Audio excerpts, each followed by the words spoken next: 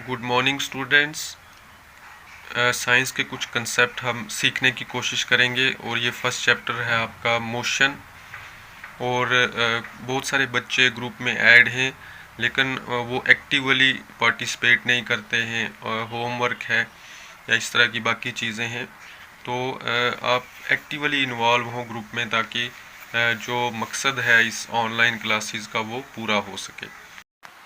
आज हम first chapter start करने जा रहे हैं 9th क्लास का, दैट इज़ मोशन। इसमें हम बहुत सारे कंसेप्ट पढ़ेंगे। व्हाट इज़ मोशन, रेस्ट क्या होता है, स्पीड, वेलोसिटी। एक बॉडी रेस्ट में होती है जब वो एक ही जगह होती है और अपनी पोजीशन टाइम के साथ चेंज नहीं करती। एक बॉडी मोशन में कब होती है, जब वो ट्रैवल करती है, अपनी पोजीशन चेंज करती है एक जगह से दूसरी जगह with respect to surrounding in a given time. एक गिवन टाइम इंटरवल में वो अपनी पोजीशन एक जगह से दूसरी जगह चेंज करती है, तो हम कहते हैं कि वो बॉडी मोशन में है। इसी तरह बहुत सारी चीज़ें हमें मोशन में नज़र आती हैं, जैसे साइकिल है, गाड़ियाँ चलती हैं, और स्काई में आप कुछ बर्ड्स को उड़ता देखते हैं, और एरोप्लेन जो है वो आप उसको उड़ता देखते हैं। तो ये सारी चीज़ें जो है वो मोशन में होती हैं। तो इसी तरह से बहुत सारी लिविंग ऑर्गेनिजम्स हैं, एनिमल्स हैं, वो खुद मूव करते हैं, लेकिन नॉन लिविंग ऑर्गेनिजम्स को हमें फोर्स देनी पड़ती है तब वो मूव करते हैं। तो ये बहुत सारी चीज़ें हमें ऐसी होती है, जैसे एयर है, वो हमें दिखाई नहीं देती है कि वो मूव कर रही है।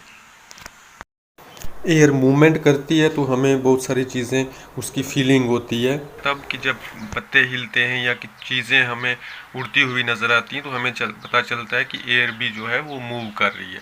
इसी तरह से हम बेटा जब गाड़ी में बैठे होते हैं तो साथ में जब कोई खड़ा होता है रोड पे, तो गाड़ी जब चल रही होती है तो हमें रोड से खड़े होकर नज़र आता है कि गाड़ी भी चल रही है और उसके अंदर जो पैसेंजर हैं वो भी आगे जा रहे हैं। तो इसी तरह से ऐसा होता है कि जब हम गाड़ी के अंदर बैठे होते हैं, हमारी जो ऑब्जर्वेशन होती है वो थोड़ी सी अलग होती है। हम जब बाहर देखते हैं तो हमें चीज़ें पीछे जाती हुई नज़र आती हैं, हालांकि वो अपेयर होती हैं लेकिन वो रेस्ट पे होती हैं। ट्रीज़ हमें पीछे जाते नज़र आते हैं, लोग हमें पीछे जाते नज़र आते हैं। तो वो ऑब्जर्वेशन, वो चीज़ें रेस्ट पे होती हैं लेकिन हमें अपेयर होती हैं। इसी तरह से हमारी जो अंदर गाड़ी के अंदर होते हैं, जो आगे पीछे सवारियां बैठी होती हैं, पैसेंजर बैठे होते हैं, वो हमें रेस्ट पे नज़र आते हैं, हालांकि वो भी आगे चल रहे होते हैं। हमारी सराउंडिंग, वो पूरी की पूरी सराउंडिंग, गाड़ी जो है पूरी सराउंडिंग बन जाती है, तो वो आगे की तरफ ट्रैवल करती है तो हमें वो रेस्ट पे नज़र आते हैं। हालांकि गाड़ी की बहुत ज़्यादा स्पीड होती है, अगर 60-70 की स्पीड से भी चल रही होती है तो हमें साथ वाले जो लोग हैं वो रेस्ट पे नज़र आते हैं। इसीलिए सराउंडिंग का है कि एक बॉडी जब चलती है, सराउंडिंग अगर जैसे हम किसी परिंदे को उड़ता हुआ देखते हैं तो स्काई तो एक जगह हमें नज़र आता है, तो वो परिंदा हमें आगे पीछे जो नज़र आता दिखाई देता है। तो इसलिए surrounding with respect to surrounding लिखते हैं हम, कि एक बॉडी मोशन में होती है जब वो चेंज करती है position with respect to surrounding. तो इस तरह से एक और कंसेप्ट हम यहाँ नीचे डायग्राम आप देख रहे हैं, डिस्टेंस और डिस्प्लेसमेंट। ये हम आपको एक ही चीज़ नज़र आ रही होगी, लेकिन ऐसी चीज़ें साइंस में आप देखेंगे जब कि इनमें कितना बड़ा डिफरेंस है। तो फर्स्ट ऑफ ऑल हम देख रहे हैं कि डिस्टेंस और डिस्प्लेसमेंट में क्या फ़र्क है। तो डिस्टेंस हम इस डायग्राम की मदद से हम समझने की कोशिश करेंगे। इस डायग्राम में आप देखेंगे कि एक बॉडी ओ पॉइंट से चलती है ए पॉइंट तक, तो ये ओ और ए के बीच में डिस्टेंस 60 किलोमीटर है। 60 किलोमीटर एक बॉडी ट्रैवल करती है, तो उसका डिस्टेंस यहाँ पर आएगा 60 किलोमीटर, और डिस्प्लेसमेंट भी 60 किलोमीटर आएगी। और अगर बॉडी ए से वापस सी पोजीशन तक आती है तो वो टोटल डिस्टेंस कितना कवर करेगी, ओ से ए तक है 60 किलोमीटर प्लस ए से सी तक 35 किलोमीटर, तो टोटल डिस्टेंस उस बॉडी ने कवर किया 95 किलोमीटर। और दूसरी सिचुएशन में देखते हैं कि अगर बॉडी ओ से ए तक जाती है और फिर बैक आती है स्ट्रेट लाइन से बी तक, तो उसने कवर किया 60 प्लस 25, तो टोटल डिस्टेंस उसने 85 कवर किया। लेकिन यहाँ डिस्प्लेसमेंट हम जानने की कोशिश करेंगे कि बॉडी जहाँ से चली थी तो अब किस पोजीशन पे है, इनिशियल और फाइनल पोजीशन में कितना जो है उसने कवर किया है। तो वो यहाँ पर 35 किलोमीटर आएगा। बी पोजीशन पे हम देखते हैं कि ओ से बी तक 35 किलोमीटर है।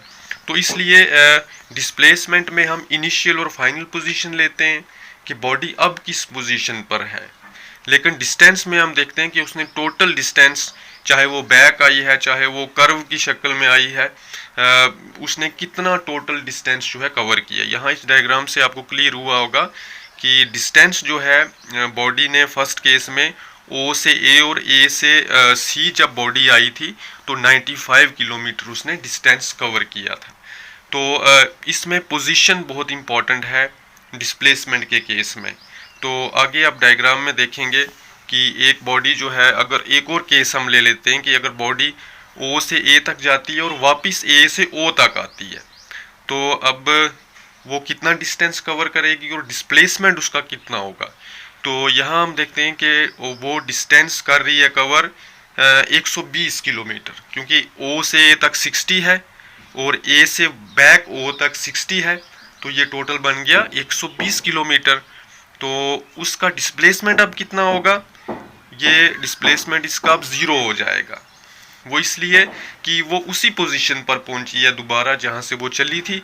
तो इनिशियल पोजीशन और फाइनल पोजीशन में कोई भी जो है फासला नहीं है, तो इसलिए उसका जो है डिस्प्लेसमेंट जो है वो 0 होगा। उसकी इनिशियल और फाइनल पोजीशन सेम है, चाहे वो बीच में इतना ट्रैवल करके आई है। तो distance is the total length.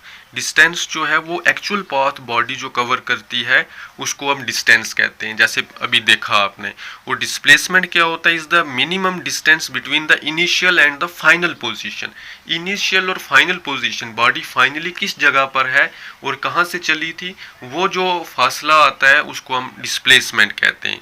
तो डिस्टेंस जो है इज ए स्केलर क्वांटिटी, इसकी डायरेक्शन नहीं होती है, और डिस्प्लेसमेंट जो है it is a vector quantity, इसका मैग्नीट्यूड भी होता है और डायरेक्शन भी इसकी होती है।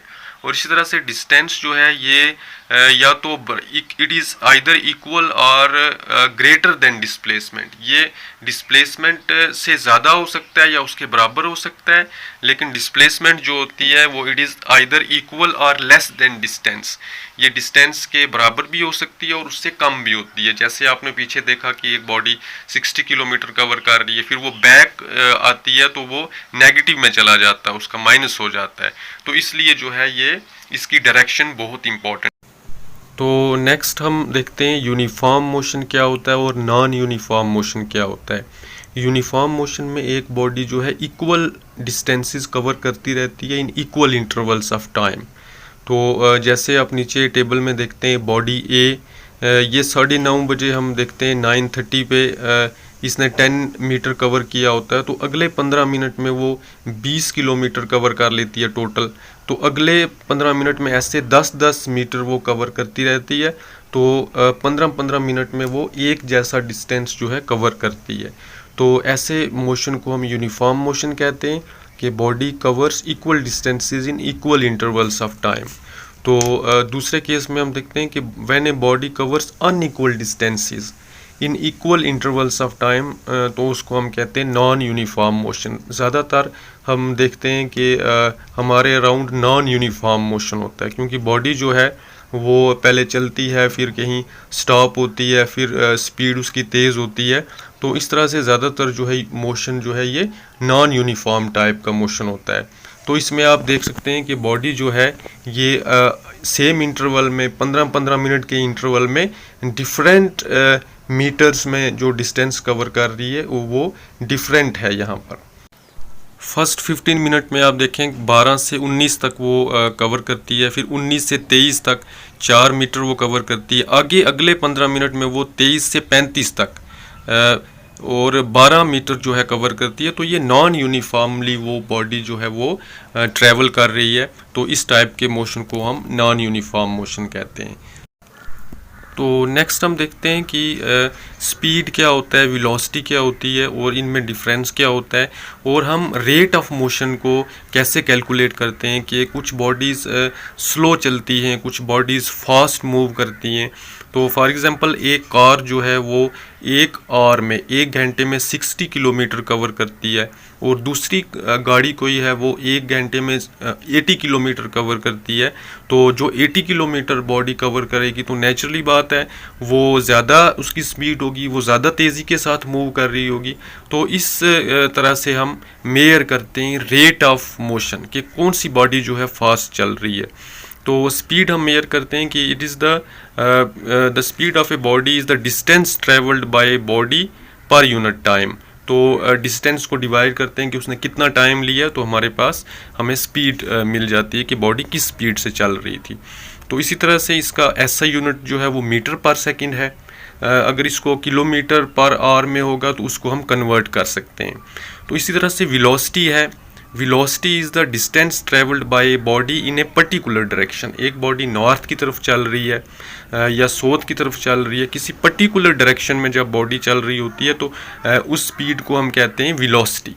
तो स्पीड और वेलोसिटी में ये डिफरेंस है कि स्पीड में डायरेक्शन को हम कंसीडर नहीं करते हैं, लेकिन वेलोसिटी में ये इंपॉर्टेंट होता है, इसको कंसीडर करते हैं हम।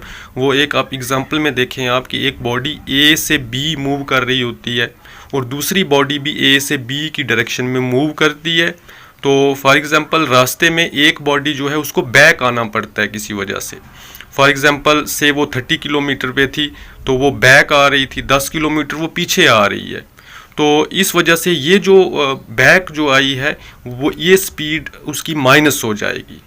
तो उसके बाद 1 घंटे के बाद एक बॉडी जो है वो 50 किलोमीटर तक पहुंचेगी और दूसरी बॉडी जो है उसने 60 किलोमीटर कवर कर लिया। हालांकि दोनों ने डिस्टेंस जो है बराबर कवर किया, लेकिन एक बॉडी जो बैक आई थी 10 किलोमीटर तो वो उसका माइनस हो जाएगा। तो इसलिए बॉडी जो है ए बॉडी जो है वो 50 किलोमीटर तक पहुंचेगी 1 घंटे के बाद, और दूसरी बॉडी जो है वो बी पॉइंट तक पहुंचेगी, 60 किलोमीटर वो कवर कर जाएगी। तो इस तरह से ये डिफरेंस होता है स्पीड और वेलोसिटी में। और इसी तरह से एक कंसेप्ट हमारे पास आता है एक्सेलरेशन का, कि वेलोसिटी एक बॉडी जब स्टार्ट होती है, पहले एक कार स्टार्ट होती है तो उसकी वेलोसिटी जो है वो ज़ीरो होती है, लेकिन आहिस्ता आहिस्ता जब वो चलती है 1 मिनट में 2 मिनट में वो स्पीड अटेन कर लेती है 50 किलोमीटर या 40 किलोमीटर। तो ये चेंज ऑफ वेलोसिटी इसको हम कहते हैं एक्सेलरेशन। पहले उसकी बढ़ते बढ़ते उसकी वेलोसिटी 30 पहुंची, उसके बाद 40 50, तो कितना टाइम उसने लिया, तो ये हम निकालते हैं चेंज इन वेलोसिटी। एक्सेलरेशन जो है वो निकालते हैं हम change in velocity by time taken. एक बॉडी ने जो एक्सेलरेशन उसकी फॉर एग्जांपल इंक्रीज़ हो रही है 40 से 60 तक, तो 2 मिनट में उसकी वेलोसिटी जो है इतनी चेंज हुई है। तो ये इस तरह से हम निकालते हैं कि कितना टाइम लिया उसने स्पीड अटेन करने में, और इसको कहते हैं हम rate of change of velocity is known as acceleration. और इसको हम ऐसे कैलकुलेट करते हैं, acceleration is the change in velocity by time taken. तो इस तरह से एक बॉडी जब स्पीड से चल रही है 60 की स्पीड से, तो अगर ड्राइवर जो है ब्रेक अप्लाई करता है, ब्रेक लगाता है, तो वो स्पीड उसकी डिक्रीज़ होगी। तो इस तरह से आगे एक एग्जांपल में आप देखेंगे कि starting from a stationary point, एक पॉइंट से राहुल जो है साइकिल को चलाता है and attains a velocity of 6 metre पर सेकेंड इन 30 सेकेंड। 0 से स्टार्ट करता है वो, और जब 30 सेकंड होते हैं तो उसकी साइकिल की स्पीड जो है वो 6 मीटर पर सेकंड तक वो अटेन कर लेता है। Then he applies brake. तो दोनों केसेस में और अगले 5 सेकंड में जो है उसकी वेलोसिटी जो है वो 6 से 4 तक आ जाती है। तो ये दोनों केसेस में हम देखेंगे कि चेंज इन वेलोसिटी क्या है। फर्स्ट केस में हम देखेंगे कि इनिशियल वेलोसिटी 0 से उसने स्टार्ट किया था, तो 0 इनिशियल वेलोसिटी थी, तो 6 मीटर पर सेकंड उसने अटेन किया 30 सेकंड्स के बाद। तो final velocity minus initial velocity आप करेंगे डिवाइड बाय 30, तो ये 0.2 मीटर पर सेकंड के हिसाब से उसकी वेलोसिटी जो है वो इंक्रीज़ होती चली गई। तो दूसरे केस में उसने ब्रेक अप्लाई की, तो नेचुरल सी बात है कि वेलोसिटी कम होगी, 6 से 4 तक आई, तो फाइनल अब 4 है। 4 - 6 करेंगे डिवाइड बाय 5 सेकंड्स में, तो ये 0.4 मीटर पर सेकंड तो माइनस में आएगा, क्योंकि यहाँ वेलोसिटी जो है वो कम हुई है, तो इसलिए माइनस का साइन आया। तो आपको ये कंसेप्ट जो हैं वो समझ आए होंगे, इनको आप रिवाइज करें। तो बाकी बुक्स भी कंसल्ट करें आप। तो ये छोटे छोटे कंसेप्ट हमने इसमें लिए थे, सिलेबस भी आपका जो है इसमें कवर हो रहा है। तो बाकी जो कंसेप्ट्स रहते हैं वो हम इसके पार्ट 2 में कवर करेंगे। Thank you.